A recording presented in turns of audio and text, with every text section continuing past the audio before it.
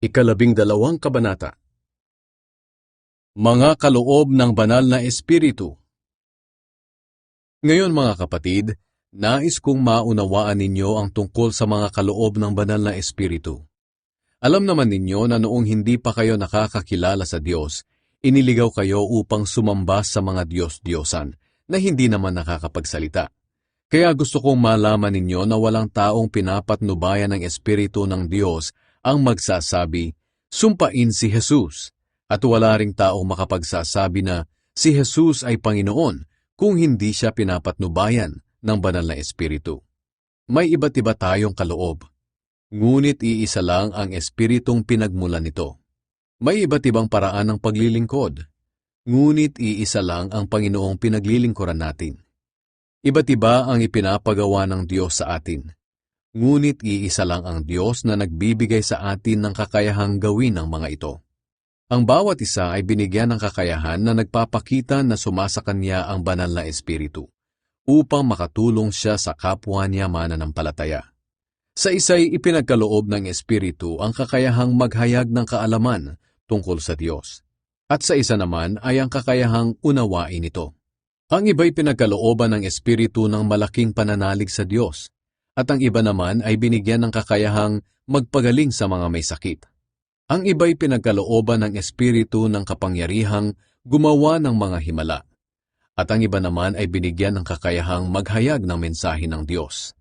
Mayroon namang pinagkalooban ng kakayahang makakilala kung ang kapangyarihan ng isang tao ay mula sa banal na Espiritu o sa masasamang espiritu. Sa iba'y pinagkaloob ang kakayahang magsalita sa iba't ibang wika na hindi nila natutunan, at sa iba naman ay ang kakayahang maipaliwanag ang sinasabi ng mga wikang iyon. Ngunit iisang espiritu lang ang nagbigay ng lahat ng ito, at ipinamamahagi niya sa bawat tao ayon sa kanyang kagustuhan. Tayo'y bahagi ng iisang katawan.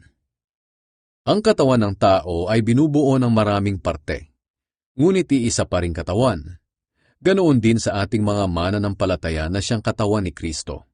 Tayong lahat, Hudyo man o hindi, alipin o malaya, ay nabautismuhan sa iisang espiritu upang maging isang katawan.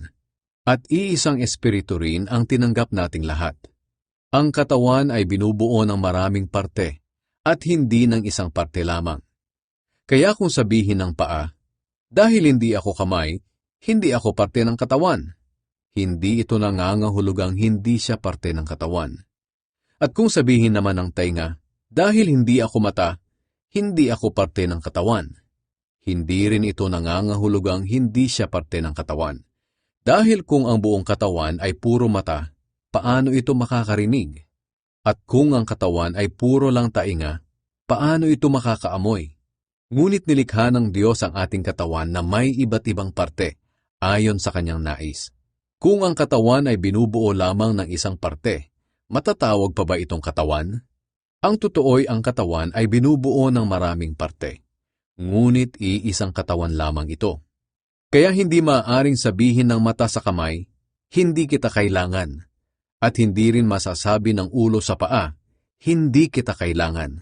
Ang totoo, ang mga parte ng katawan na parang mahina, ang siya pang kailangang-kailangan. Ang mga parte ng katawan na sa tingin natin ay hindi gaanong mahalaga, ay inaalagaan nating mabuti. At ang mga parteng hindi maganda ay ating pinapaganda. Hindi na kailangang pagandahin ang mga parteng maganda na. Ganoon din nang isaayos ng Diyos ang ating katawan. Binigyan niya ng karangalan ng mga parteng hindi gaanong marangal upang hindi magkaroon ng pagkakahati-hati, kundi pagmamalasakit sa isa't isa. Kaya kung nasasaktan ang isang parte ng katawan, ang ibang parte ay nasasaktan din. At kung ang isang parte ay pinararangalan, ang ibang parte ay natutuwa rin.